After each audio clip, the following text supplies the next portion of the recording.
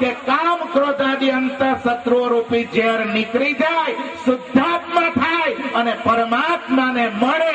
એટલે આપણે બધા નંદ યશોદાના જ છે, સવાલ નથી. આ મંડપમાં બધા દેવ છે, બાર કોણ છે તો પોતપોતાની મેરે સમજી લે. મારે કાંઈ ઇનકાબ આપવાની જરૂર નથી. પાપીઓએ પણ ગભરાવાની જરૂર નથી. મને દ્રષ્ટાંત યાદ આવ્યું. પાપીઓએ પણ ગભરાવાની જરૂર નથી. પ્રેમથી પ્રવેશ કરજો, નિષ્પાપ બની જશો. કારણ કે આ કથા મંડપના ગંગાજીનો કિનારો છે, ત્યાં કોઈ પણ જાતનો પાપ નથી. જો વક્તામાં પાપ હોય ને એના ગુરુમાં પાપ હોય, એનામાં સ્વાર્થ હોય ને અમારામાં સ્વાર્થ હોય, લેશ માત્ર ઈશ્વરની અંદર રહેલી સૃષ્ટિ, એમાં રહેલા વિષય ભોગ કે વસ્તુ પદાર્થ એના ઉપર સોયની અણી ઉપર રહે, એટલી પણ સંપત્તિ ઉપર મોહ હોય તો ભિખારીનો મોક્ષ ભગવાન સ્વામિનારાયણ બગાડી નાખે. આવો, કોઈ પણ આવો, આ બહી રહેલી ગંગા છે, એમાં જળપાન કરો, નિષ્પાપ થઈ જશો.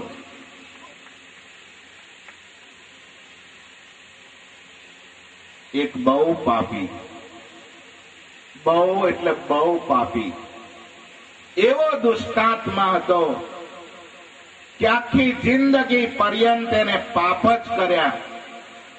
આ દ્રષ્ટાંત કહેવાનો મતલબ છે કે આપણામાં થોડું ઘણું પાપ હોય, વધારે હોય, એને પણ ગભરાવાની જરૂર નથી. સમય સર્વશ્રેષ્ઠ છે. આજે છે, કાલે તમે પણ અહીં ના હોય, અમે પણ નહીં હોય. જેવું હતું એવું આ મેદાન થઈ જશે. પણ ભાગવતજી તો ગમે ત્યાં જઈને ગ્રાઉન્ડ બાંધવાના. કથાનો વિરામ ક્યારેય નથી, સમાપ્તિ ક્યારેય નથી. પ્રસંગનો વિરામ છે, કથાનો વિરામ નથી. અને આજે ને કાલે આપણી પાસે આ કથા, પરમ દિવસે આ પ્રસંગનો વિરામ છે. દુષ્ટાત્મા સારી જિંદગી પર્યંત પાપ પાપ પાપ અને પાપ જ કર્યા છે. એક ખુલાસો કરી દઉં. જે આપણા બધાની સેવામાં રહેલા સ્વયંસેવકો છે ને, એ સાંભળી લેજો. તમે બધા અમારી સભાના દેવો છે, બાકીના માટે કઈ કહું નહીં. પછી એ ખુલાસો કરવો ને, એક તો સેવા હોપી છે અને તૈયાર આવીને તમારે આરોગવાનું, તો આપણું શું એ પાછા મને રાત્રે પૂછવા ના આવે. એટલે એ લોકોના માટે ખુલાસો થઈ ગયો. જા જઈને સમાચાર આપી દે, આપણા માટે નથી માતાજી. હવે આ આત્મા જિંદગી પર્યંત સુધી એને નરા પાપ જ કર્યા છે. એક દિવસ આવી કથા ચાલે, એને રસ્તામાંથી પ્રવેશતા કથાનો એક શબ્દ સંભળાયો. શું સંભળાયો સાંભળજો. પત્રમ પુષ્પમ ફલમ તોયમ યો મે ભક્ત્યા પ્રયચ્છતિ. આ શબ્દ સંભળાઈ ગયો. જોકે એને એના બાપ જિંદગીમાં કોઈ સત્કર્મ કર્યું નથી, એક કીર્તનની લીટી સાંભળી નથી, કોઈ રામ નામ સ્વામિનારાયણ બુદ્ધ મહાવીર કઈ બોલ્યો જ નથી. અને એને એટલી બધી નફરત, કારણ કે દુરાત્મા હતો, દુષ્ટાત્મા હતો, એટલે આ ધાર્મિકમાં સમજે નહીં, એનો અનુરાગ ન થાય, એને પ્રેમ ન જાગે.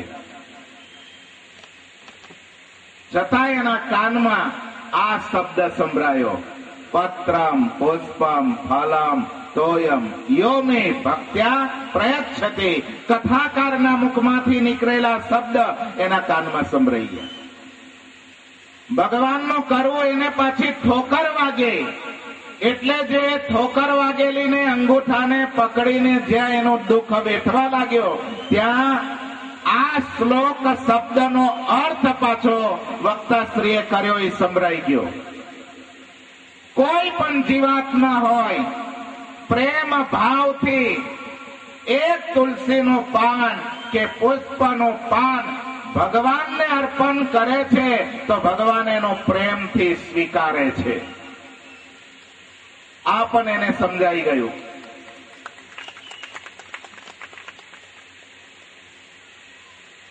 બહુ સાવધાન થઈને શ્રવણ કરજો.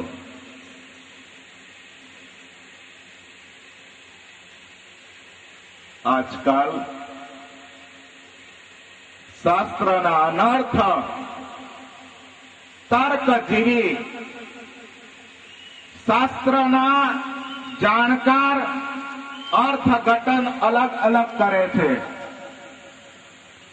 જો હમણાં કોઈ બાવાજી આવી ગયા હોય અને ભલે ચોરે 14:45 ઢીચે, ત્યાં ચેલાઓ જોઈએ એટલા ભેગા થાય. ત્યાં પોસ્ટરોની જરૂર નહીં, બેનરોની જરૂર નહીં અને નિમંત્રણ પત્રિકાની જરૂર નહીં.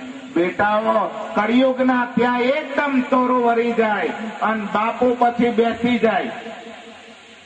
શરીર મારા જેવું હોય, જટા મોટી મોટી હોય અને પછી કે હા બચ્ચે લોગ સુનો, बच्चे लोग सुनो, आदेश बापू आदेश, हाँ बेटा आदेश आदेश. सुनो बच्चे लोग, भगवान श्री कृष्ण ने गीता जी में कहा है पत्रम पुष्पम फलम तोयम यो में भक्त्या प्रयच्छति. ગીતાજીમાં ભગવાન કૃષ્ણએ કીધું છે કે હે અર્જુન, એક વડનું પાન હોય, અંદર થોડા ખીચ્યું હોય અને એનો બીડો મિલના ભૂંગળા જેવો હોય. જય ગિરનારી ભરોસા ભારી ખબર લે હમારી. અને જે ભૂંગળો ફૂંકાય, ચેલાઓ કે વાહ બાપુ વાહ વાહ, આદેશ આદેશ. બોલો આ તમે જુઓ.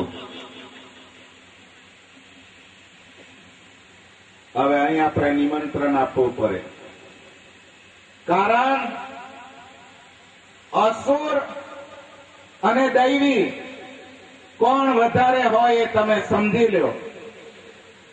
દૈવીને વીણી વીણીને લાવવા પડે.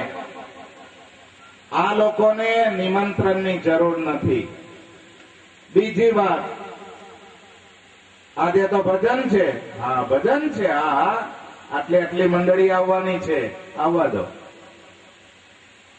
એટલે કબલજી જે હોય અને ઢોલકી માસ્તર હોય, મંજીરા ખખરાવવા વાળો હોય, આખી મંડળી જામી હોય. મારી જોડે કઈ નહીં, આ ગ્રુપ પાસે છે, પણ છતાંય હું વગાડું. તબલાનો નાદ થાય, ઢોલકી વાગે, અગરબત્તીની બદલે બીડીઓની સિગરેટ, તબલાનો નાદ અપાય અને ગવાતો જાય. ન જાણ્યો જાનકી નાથે કાલે સવારે શું થવાનો. ખરું એ વાત સાચી. હા, હવે તમને ખુલાસો કરી દઉં. આ લોકો ગાય છે, હું તમ સૌ કોઈને સમજાવી દઉં. અક્ષર નિવાસી આપણા ભારત દેશમાં વક્તા તરીકે પ્રખ્યાત ગઢપુરના સંત, બહુ સુંદર સુખદેવજી જેવું જીવન એવા જગત પ્રકાશ પુરાણી સ્વામી, એમના પાસેથી મેં સાંભળેલું એ તમને કહું છું કે આ લોકો આવું ગાય.